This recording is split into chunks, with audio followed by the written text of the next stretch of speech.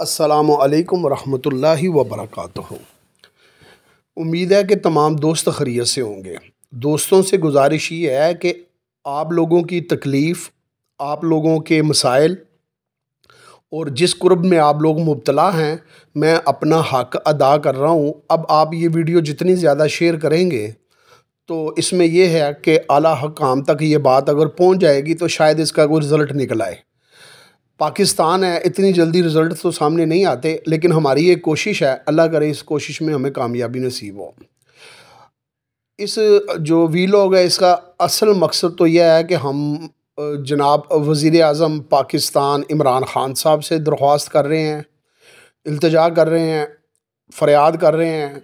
और दूसरी हमारी रिक्वेस्ट है, जिनकी पुश्तें जो हैं लोहे की फील्ड में हैं और वो आजकल पाकिस्तान के वफाकी मिनिस्टर हैं जनाब हम्माद अज़हर साहब, जो आज भी लोहे के कारोबार से वाबस्ता हैं।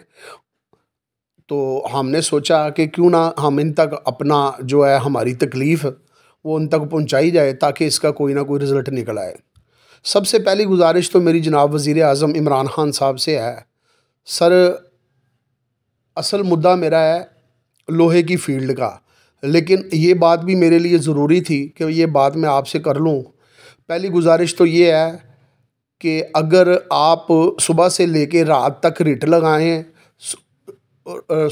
लगाएं कि आलू गोश्त पक जाए, आलू गोश्त पक जाए, आलू गोश्त पक जाए, तो आलू गोश्त उस वक्त तक नहीं पकेगा जब तक आप वो तमाम लवाज़मात लेके ना आ जाएं और चूल्हे पे ना चढ़ा दें, तो आलू गोश्त नहीं पकेगा।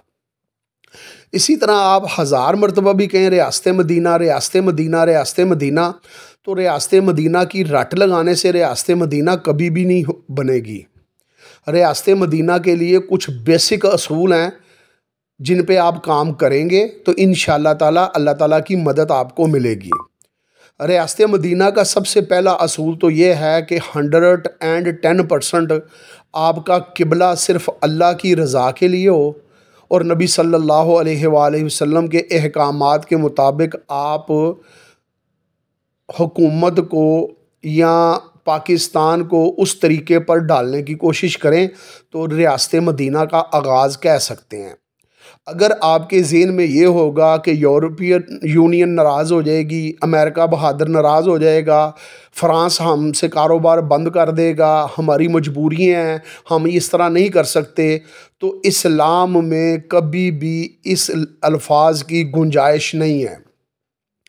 इस्लाम सिर्फ़ एक चीज़ को पसंद करता है और इस्लाम वो चीज़ को पसंद करता है, माँ बाप बहन भाई, अपनी जान माल औलाद हर चीज़ अल्लाह की रज़ा के लिए कुर्बान कर देना।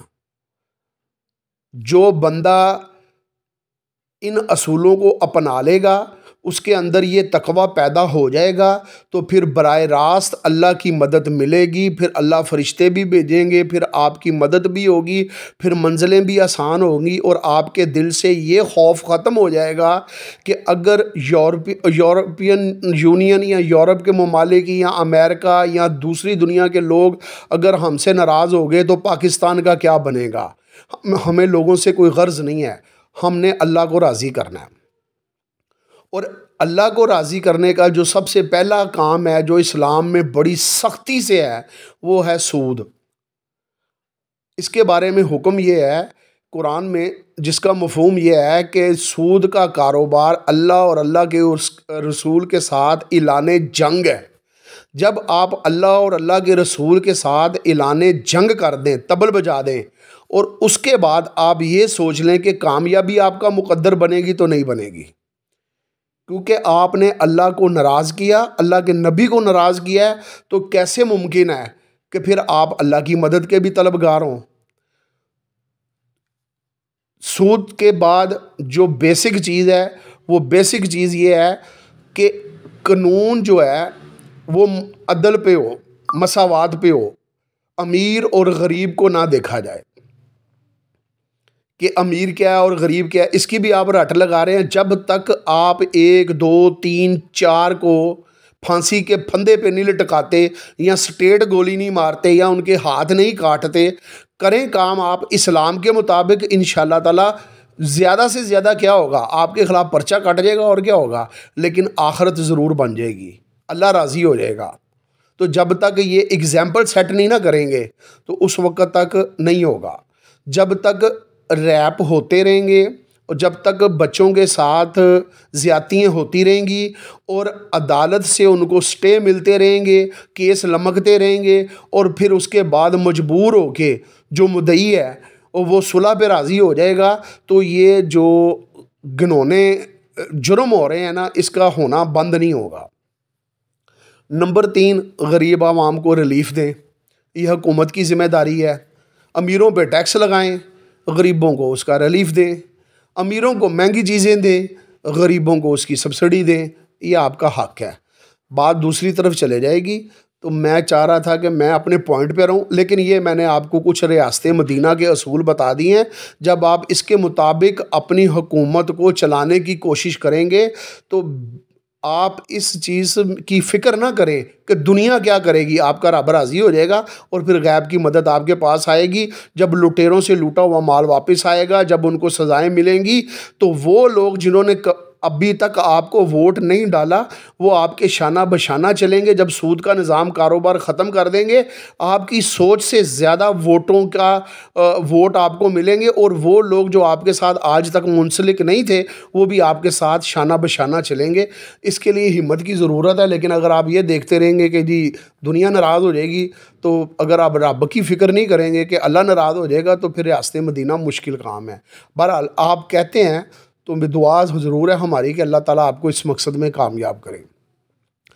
दूसरी जो मेन बात थी जिसके लिए मैंने वीलॉग किया था, जनाब वज़ीर आज़म साहब और वफाकी मिनिस्टर जनाब हमाद अज़हर साहब, माशी हालत उस वक्त तक बेहतर नहीं हो सकती अगर आप ये भी रट लगाएंगे कि जी इंडस्ट्री चले, कारोबार बढ़े, ये हो, और हम ये करना चाह रहे हैं कि ज़्यादा से ज़्यादा इंडस्ट्री चले, तो उसके लिए कुछ असूल होते हैं।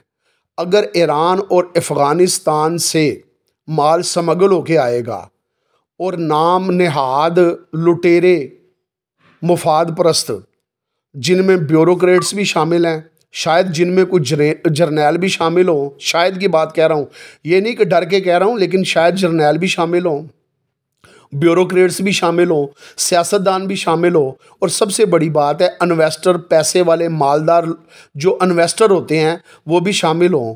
अगर इसी तरह ईरान से, अफ़गानिस्तान से सरिया स्मगल होकर पाकिस्तान में आता रहेगा और आके सस्ता बिकता रहेगा, और आप जो रोज़ाना मजबूरी आपको है, साबका हुकूमतों का कसूर है, या जो भी है, अगर आप मुसलसल बिजली के रेट को बढ़ाते रहेंगे तो सर ये जो रेवेन्यू आपको इकट्ठा हुआ है, और आप कह रहे हैं जी रिकॉर्ड इकट्ठा हुआ है, तो अगर ये इंडस्ट्री बंद हो गई, अगर ये इंडस्ट्री तबाह हो गई, तो फिर ये रेवेन्यू भी इकट्ठे नहीं होंगे।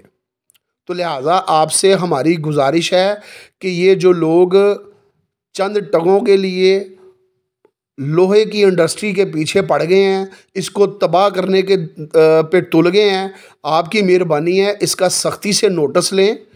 ये सरिया आने से सिर्फ सरिये की बात ना सोचे कि सिर्फ सरिये का मामला है। ये जिससे बिलट बनता है, वो बिलट जिस भाव में बनता है वो बिकता नहीं है। जब वो बन के उसका सरिया तैयार होता है तो फिर वो सरिया बिकता नहीं है। जब वो बिकता नहीं है तो जो दुकानदार होते हैं उनके पास नहीं माल आता, छोटे दुकानदारों के पास माल नहीं जाता, अगर जाता है तो उनको नुकसान होता है। एक सरिये की वजह से टोटल इंडस्ट्री तबाह हो रही है, लेकिन आप आंखें बंद करके बैठे हुए हैं, आप गफलत में हैं, या आपके मिनिस्टर जो हैं वो आपको सही बात बता नहीं रहे, लेकिन आप अनजाने या अनजाने में लोहे की इंडस्ट्री तबाह हो रही है, और इस तबाही की ज़िम्मेदार हुकूमत है। और ये वो चीज़ है जिसके लिए जो पीटीआई के कारकुन हैं वो भी नालायक हैं कि गवर्नेंस ना होने के बराबर है। वो कौन लोग हैं जो आपको, आपकी हुकूमत को फेल करने की कोशिश कर रहे हैं, जो इंडस्ट्री को तबाह करने की कोशिश कर रहे हैं, जो कारोबारी हजरात को, वहाँ पे काम करने वाले वर्करों को, उससे मुतल्लिका तमाम कारोबार जो लोग हैं वो परेशान हैं, तो ये सब लोग आपकी हुकूमत से नाराज़ हैं और आपकी हुकूमत से नालायक हैं। और ये वो वजह है कि जो ओपोजिशन को मौका मिलता है कि नालायक हुकूमत है। तो लिहाजा हमारी आपसे दरख्वास्त है, आपकी मेहरबानी है, जितनी जल्दी मुमकिन होता है इसकी तरफ तवज्जो दें कि क्या वजह है कि लोहे की इंडस्ट्री तबाह हो रही है। वो कौन लोग हैं जो वहाँ से माल स्मगल करते हैं, स्मगल करने के बाद गैर कानूनी तरीके से वो माल आके यहाँ पे बिकता है, जिसका हुकूमत को रेवेन्यू भी नहीं इकट्ठा होता, जिसका हुकूमत को नुकसान होता है। अगर ये मुसलसल आपकी आंखें बंद रही और स्मगलर हजरात या मफाद परस्त टोला ये अमल करता रहा, तो वो दिन दूर नहीं जब लोहे की पूरी इंडस्ट्री तबाह होने के करीब हो जाएगी। और फिर कल ये सारी फर्नेसें वाले और सारी मिलें वाले एहतजाजन अपनी फर्नेसों को बंद करेंगे। उस वक़्त अगर आपके होश के नाखून लेने हैं तो फिर हम कोशिश करते हैं कि ये अमल हम नुकसान करने के बाद करना है, तो हम इसको जितनी जल्दी मुमकिन है हम अपनी इंडस्ट्रियों को बंद कर देते हैं, लोग बेरोज़गार हो जाएंगे, ठीक है। और हुकूमत के ख़िलाफ़ पहले ही अवाम का पारा हाई है और मज़ीद हाई हो जाएगा। बहरहाल आपसे एक मरतबा फिर दरख्वास्त है, आपकी मेहरबानी है, ईरान अफ़गानिस्तान से होने वाला स्मगलिंग सरिया इसकी रोकथाम के लिए जितनी जल्दी मुमकिन है करें। और कम अज़ कम हमाद अज़हर साहब, ये आपका अपना कारोबार है, आपका जद्दी पुश्ती कारोबार है। अगर इमरान खान इन चीज़ों का उनको नहीं पता वज़ीर आज़म साहब को, तो कम अज़ कम आपके इल्म में तो सारा कुछ है ना। आपको क्या मसला है? क्या आपको कोई कमीशन आ रही है? क्या आपका कोई कारोबार चल रहा है या आप दिहाड़ियाँ लगा रहे हैं? आप बता दें ना कि आप लोहे से वाबस्ता हो, फील्ड से वाबस्ता होने के बावजूद आपने आंखें बंद की हुई हैं। या खुदा न खास्ता, इस वक्त मैं इशू ये नहीं छेड़ूंगा कि खुदा न खास्ता खैबर पख्तूनख्वा, पंजाबी, बलोची, सिंधी, ये तो अगर ये सारा कुछ किसी ख़ास तबके को, किसी ख़ास कौम को फ़ायदा देने के लिए किया जा रहा है, तो फिर भी ये तबाही है। खुदारा आपकी मेहरबानी है, इस तरफ तवज्जो दें। इससे पहले कि इंडस्ट्री तबाह हो जाए, इससे पहले कि कारखाने, इंडस्ट्री, फर्नेसें, मिलें बंद हो जाएं और लोग बेरोज़गार हो जाएं और कारोबार से तंग आ जाएं और उनका लाखों का नुकसान हो जाए, तो अगर ये इंडस्ट्री खुशहाल होगी तो आपको ही फ़ायदा है, हुकूमत को ही फ़ायदा है, चाहे किसी की भी हुकूमत हो, ज़्यादा से ज़्यादा रेवेन्यू इकट्ठा होगा। तो आपकी मेहरबानी है, इस तरफ तवज्जो दें। फिर आपसे दरख्वास्त है, रट लगाने से कुछ नहीं होता, अमल करने से होता है। जब आप अमली इक़दामात करेंगे तो इंशाअल्लाह ताला इसके समरात आपको मिलेंगे। आवाम का दिल आपके साथ जुड़ेगा और लोग आपके करीब आएंगे और लोग आपको पहले से ज़्यादा वोट देंगे और आप पहले से ज़्यादा भारी अक्सरियत से कामयाब होंगे। तो आपकी मेहरबानी इसकी तरफ तवज्जो दें। मैं नहीं चाहता कि वीलॉग लम्बा हो, तो आपकी मेहरबानी। अब मेरी दोस्तों से भी गुजारिश है, जितना ज़्यादा इस वीडियो को वायरल कर सकते हैं करें, ज़्यादा से ज़्यादा शेयर करें, लोगों तक जाए, ताकि किसी ना किसी तरीके तक हमने जो दस्तखत दी है वो हुकूमत के ऐवानों तक पहुंच जाए और शायद कोई सुन ले, तो जिसमें पूरी इंडस्ट्री का भला हो जाए। दुआओं में याद रखें। वीडियो अगर पसंद आए लाइक शेयर कमेंट्स लाजमी किया करें। अस्सलामु अलैकुम वरहमतुल्लाहि वबरकातुहू।